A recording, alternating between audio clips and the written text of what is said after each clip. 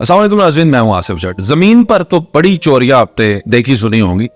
38,000 foot ऊंचाई पर जहाज में 10 लाख मालियत के डॉलर्स चोरी हो गए। राना हमजा सैफ पाकिस्तानी यूट्यूबर है, ब्लॉगर है, बड़ा अच्छा कंटेंट करते हैं और वो फैमिली के साथ टूर पर थे। टर्की में थे पहले और वहां से फिर उन्होंने दुबई आना था, दुबई से पाकिस्तान आना था और टर्की से दुबई आते हुए उनके साथ ये वाकया हुआ। फ्लाइट के अंदर 10 लाख पाकिस्तानी रुपयों की मालियत के डॉलर्स जो हैं वो चोरी हुए हैं। चोर कौन है? पाकिस्तानी नहीं है चोर, चोर चाइनीज है और इतना बेवकूफ चोर है। मुख्तसर सी मैं कहानी सुनाता हूँ और इसके बाद अपने मुद्दे पे आता हूँ कि मैं ये बात क्यों कर रहा हूँ। सबसे पहले तो आई एम हैप्पी के राना हमजा आपके पैसे बच गए, अल्लाह ताला ने महफूज किए आपके पैसे। बेशक आपकी हलाल की रकम हो तो कोई नुकसान उसको पहुंचा नहीं सकता। मसला ये है जी, कहानी ये है कि राणा साहब जो है वो सफर करते हैं और उनके बैग के अंदर जो है वो पैसे थे। उन्होंने वो बैग ऊपर रखा, जो कैबिन मिलता है आपको सामान रखने के लिए, और जरा सी उनकी कहीं आंख लगी होगी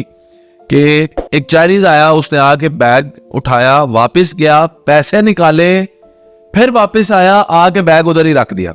राणा साहब वाज सो लकी कि उनके कुछ फैंस जो हैं वो बोर्डिंग करवाते वक्त उनको मिले थे। वो पाकिस्तानी थे, एक कपल था जिसे वो सब्सक्राइबर कपल कह रहे थे, वो उनके फॉलोअर थे, उनकी वीडियोस देखते थे और वो उनके साथ उसी जहाज में कुछ 2-3 सीट्स पीछे बैठे हुए थे और उन्होंने इस चोर को यह हरकत करते हुए देख लिया।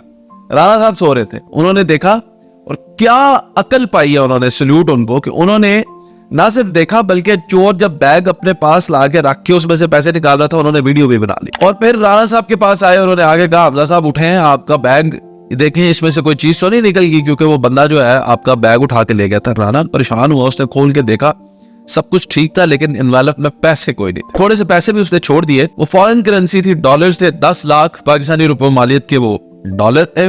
उसमें से थोड़े से डॉलर उसने छोड़ दिए, बाकी 100 वाले जो बड़े नोट थे वो सारे लेकर तो वो उधर बैठ गया।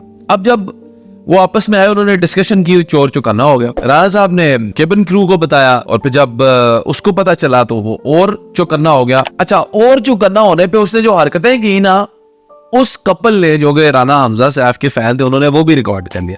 सारा एविडेंस कलेक्ट हो गया, पुलिस को कॉल हो गई, उसके बाद जहाज रुका, पुलिस आई, पुलिस ने आके इनके पैसे रिकवर करवा के दे दिए, पैसे इनको मिल गए, सारा कुछ ठीक हो गया। मैं जो बात करना चाह रहा हूं वो जरा बात समझिएगा। वो बात यह है कि सब कुछ मुमकिन हुआ जब एक पाकिस्तानी ने पाकिस्तानी की मदद की। समझ रहे हैं? वो अपनी फ्लाइट से उतरे नहीं, पूरा जहाज खाली हो गया, वो गए नहीं, क्योंकि उन्होंने कहा पाकिस्तानी भाई है और फिर जाहिर है एक सेलिब्रिटी है तो उन्होंने उसकी मदद करना चाहिए। वो कपल थे, वो उधर ही रुके, उन्होंने उसकी मदद की और जब तक के उसके पैसे रिकवर नहीं हो गए वो गए नहीं।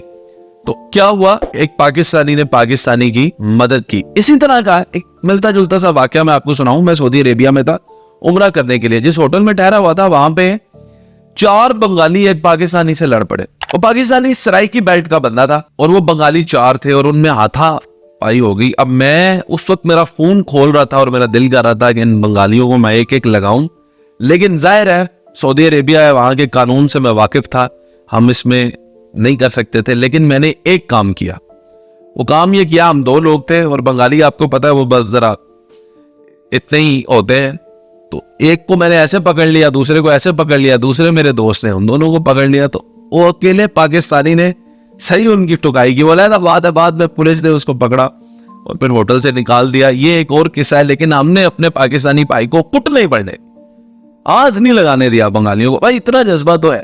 अच्छा, मैं ये कहना चाह रहा हूं कि जब हम बैरून मुल्क में होते हैं, जब हम किसी और जगह पे होते हैं, किसी और दुनिया में होते हैं, तो हम अपने पाकिस्तानियों की कदर करते हैं, उनकी मदद करते हैं, उसका दुख और दर्द तकलीफ महसूस करते हैं। यार जब हम पाकिस्तान में होते हैं हम एक दूसरे का दुख और दर्द क्यों नहीं महसूस करते? जब हम पाकिस्तान में होते हैं हम एक दूसरे को धोखा क्यों देते हैं? जब हम पाकिस्तान में होते हैं हम एक दूसरे को भाई क्यों नहीं मानते?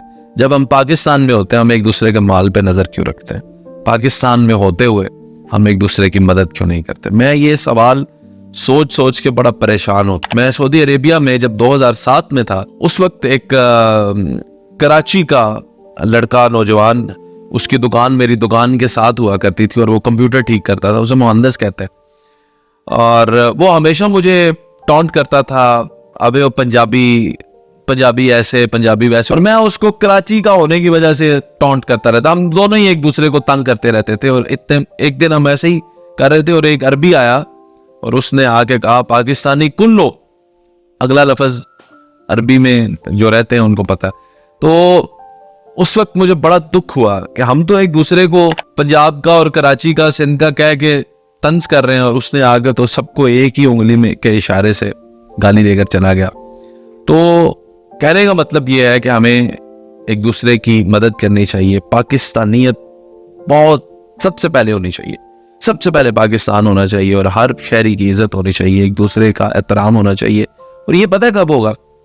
ये बस एक ही तरीके से हो सकता है, वो तब जब आप मेरे अकीदे, चाहे वो मजहबी हो चाहे वो सियासी हो, उसकी रिस्पेक्ट करेंगे। चाहे आप मुझसे इख्तलाफ रखते हो, लेकिन मुझे कम से कम यार मुझे गैर मुसलमान तो ना समझें, कम से कम मुझे गैर पाकिस्तानी तो ना समझें। आप तो बस सियासी इख्तलाफ पे, सियासी बुनियाद पे आप कहते हैं ये तो पाकिस्तान का वफादार ही नहीं है, मजहबी इख्तलाफ पे कहते हैं मुसलमान ही नहीं है।